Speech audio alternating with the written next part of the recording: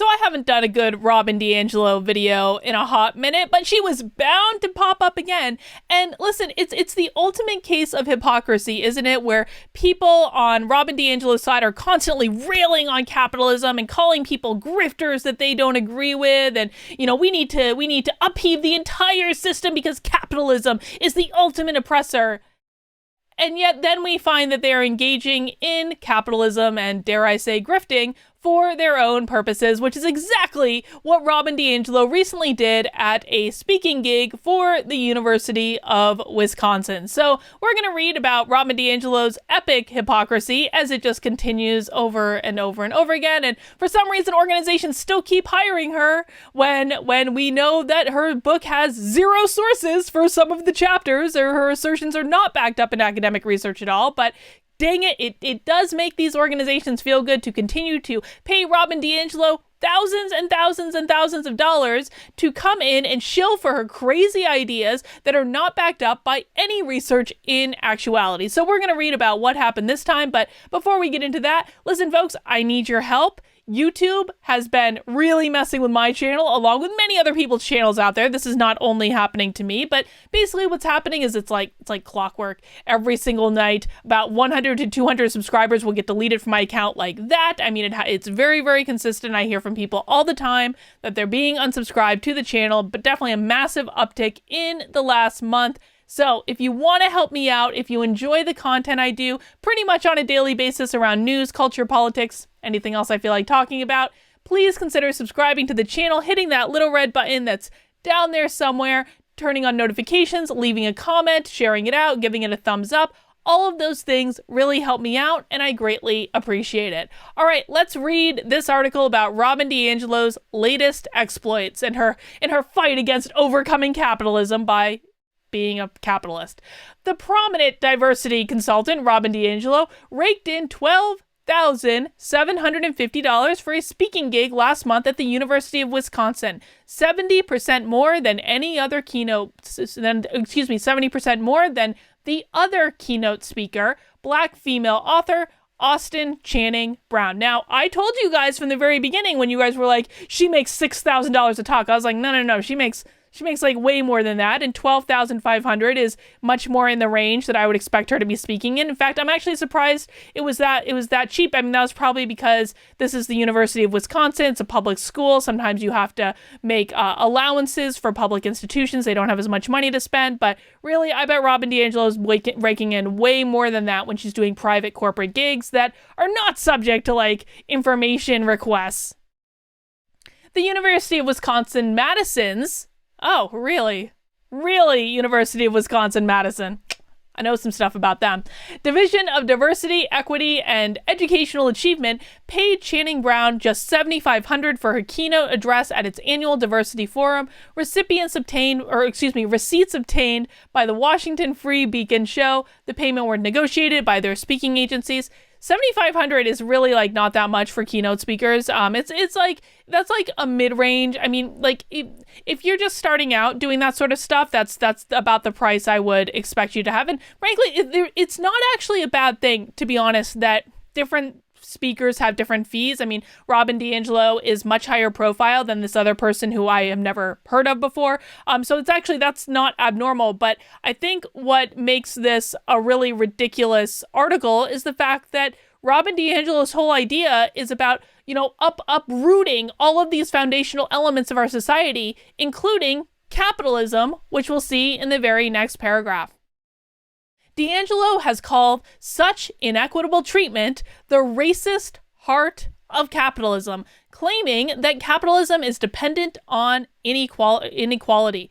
If the model is profit over everything else, you're not going to look at your policies to see what is most racially equitable. As she writes in her bestseller, White Fragility, she believes racism helps white people and hinders non-white people at every step of the employment process. Whiteness has psychological advantages that translate into material returns, and yet she's okay with accepting a speaking fee that is significantly higher than a Black woman who is doing exactly the same job. And again, I don't actually think there's an issue with different speakers having different fee rates. That's just the way that the business works. But it is absolutely an issue when you're being hypocritical in your acceptance of these types of speaking engagements.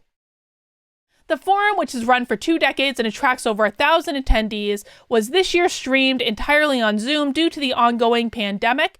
Almost every event from the 2-day forum is available online except for one panel and DiAngelo's keynote.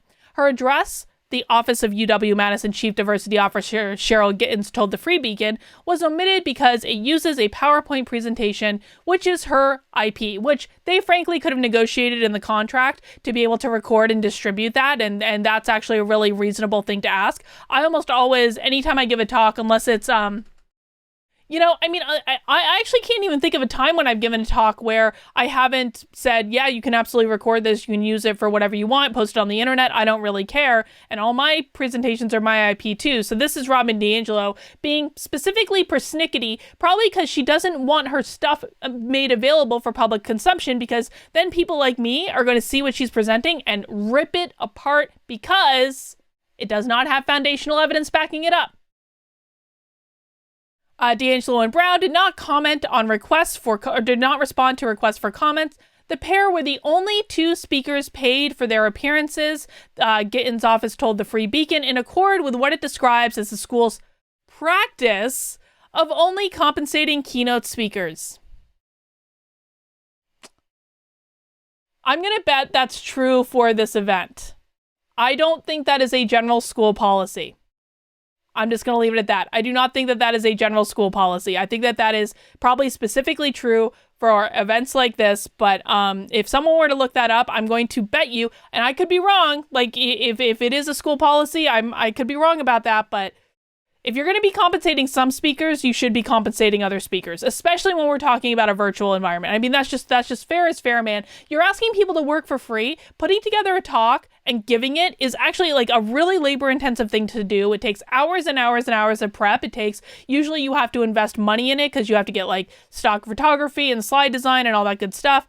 So yeah, I absolutely believe that if you're going to be paying some speakers, you should absolutely be providing compensation or some form of compensation to all speakers. That just makes sense to me. The payments revealed through a public information request are just the latest examples of the exorbitant rates DiAngelo charges for public lectures on anti-racism and white fragility, pop sociological concepts that have taken on new power amid America's current racial upheaval. Listen, you will have zero problem from me with people profiting off of their work, whether they write books, they give seminars, they do this, they do that. That's part of how I built my business for years and years. That's perfectly fair game. If you're teaching people concepts that they find valuable, you should be compensated for that work. Absolutely. Where I have the issue is when she is behaving absolutely hypocritically in regards to public statements she's made about capitalism being racist when she is getting paid 70% more than the Black woman other keynote speaker. This is directly antithetical to what Robin DiAngelo preaches, and of course her actions don't seem to be following what she's putting out there. DiAngelo's fee from UW-Madison event was smaller than many payments made this year. Told ya.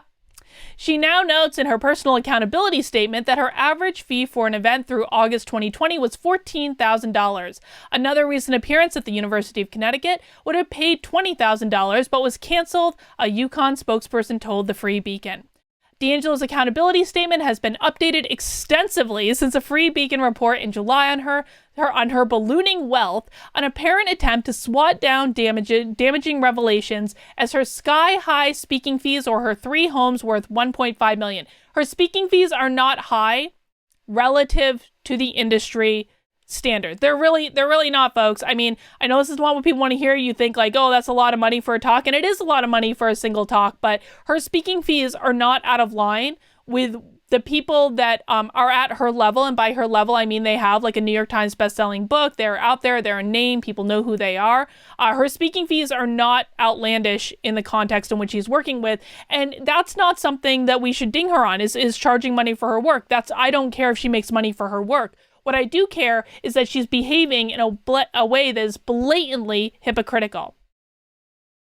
DiAngelo, who warns that the Free Beacon is a far-right website, nonetheless confirms the accuracy of its reporting. The Free Beacon reported that she is paid up to $30,000 for a 60 to 90-minute speech. Told you guys. DiAngelo calls this figure enormously misleading, before writing that her fees can in fact range as high as $30,000, which is well within the standard range for a best-selling author who is in high demand. On that point, she is absolutely correct, but of course, she's still not holding herself accountable to her own standard.